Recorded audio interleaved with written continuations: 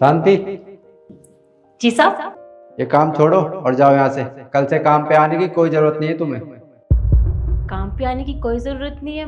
मतलब आप मुझे काम से निकाल रहे हो? हाँ, हम तुम्हें काम से निकाल रहे हैं। पूरा 10 दिन कहाँ गायब थी तुम?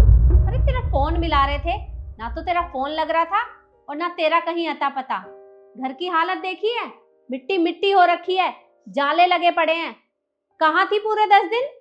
मेम साहब, मेरा फोन खराब था इसलिए आपको बता नहीं पाई। मेरी कुछ परेशानियां चल रही थी इसलिए मैं काम पर नहीं आ पाई। परेशानियां चल रही हैं तभी तो हम बोल रहे हैं कि काम पर आने की कोई जरूरत नहीं है। अपने घर रहो और आराम करो। मतलब मैं कुछ समझी नहीं साहब। मतलब ये कि हमें अच्छे से पता है कि तुम प्रेग्नेंट हो और तुम्हें आराम की बहुत ज़रूरत है। और 10 दिन भी इसी वजह से नहीं आई थी तुम। पर आपको कैसे पता चला कि मैं माँ बनने वाली हूँ? जब तुम बाहर बात कर रही थी ना, तो मैंने सब कुछ सुना था उस टाइम। शांति, तू 10 दिनों से कहाँ गायब है? तेरी मालकिन पूछ रही थी। वो भैया, मेरी तबीयत ठीक नहीं थी। मैं माँ बनने वाली हूँ ना, इसलिए। और मेरा फ़ोन भी ख़राब हो गया था तो उनको बता भी नहीं पाई। अच्छा, चल कोई बात नहीं, तू अपना ख्याल रखना। अच्छा, अब तू काम पे जा, मैं भी लेट हो रहा हूँ। ठीक है।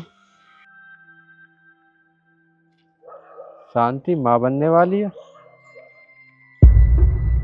मुझे शांति की मदद करनी चाहिए।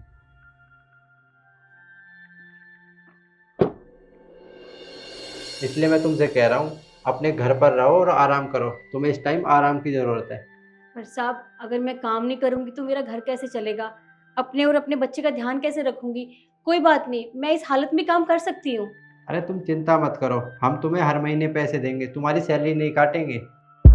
पर क्यों? मैं तो काम भी नहीं करूँगी तो आप पैसे क्यों दोगे? देखो, जिस कंपनी में मैं काम करता हूँ ना, पता है उस कंपनी में क्या होता है? जो भी लड़की माँ बनने वाली होती है, हमारी कंपनी उसे छुट्टी देती है। और छुट्टी के एक भी पैसे नहीं काटती। पूरी सैलरी उसके अकाउंट में जाती है। जैसे कंपनी में एम्प्लॉयज़ काम करते हैं, वैसे तुम हमारे घर पर काम करती हो। तो इसलिए हमारा फ़र्ज़ बनता है ना कि हम तुम्हारी मदद करें। तो तुम्हें काम पर आने की कोई ज़रूरत नहीं है। तुम्हारे पैसे अकाउंट में पूरे आ जाएंगे हर महीने। और हम तुम्हें सैलरी कितनी देते हैं? 8,000 रुपये। 8,000? देखो, 8,000 तो नहीं, पर हर महीने 5,000 रुपये भेज दूंगा मैं तुम्हारे अकाउंट में। पर हाँ बेटा, बाहर जाके किसी और के घर में काम करने मत लग जाना, बस आराम करना। जैसा आप कहें। और डिलीवरी में जो भी खर्चा लगेगा ना, हम उसमें भी तुम्हारी मदद करेंगे। बस तुम अब आराम करो और जाओ अब। आपका बहुत बहुत शुक्रिया। ठीक है, मैं चलती हूँ। नमस्ते।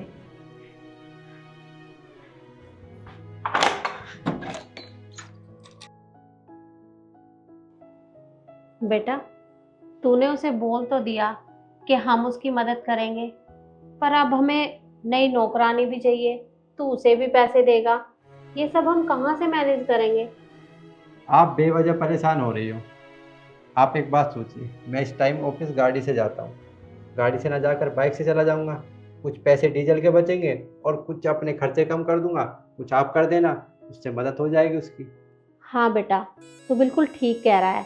अपने कुछ खर्चे कम करके हम उन पैसों से इसकी मदद तो कर ही सकते हैं, और इस बहाने हमें भी कुछ पुण्य कमाने का मौका मिलेगा। बिल्कुल सही कह रहे हो। भगवान ने हमें मदद करने लायक बनाया है, तो हमें मदद करनी चाहिए ना। अब हम अपने खर्चों को कम करके इस बेचारे की मदद कर सकते हैं, तो हमें करनी चाहिए। हाँ बेटा। चलो, अब खाना बना लो, मैं ऑफिस निकलता हूँ फिर।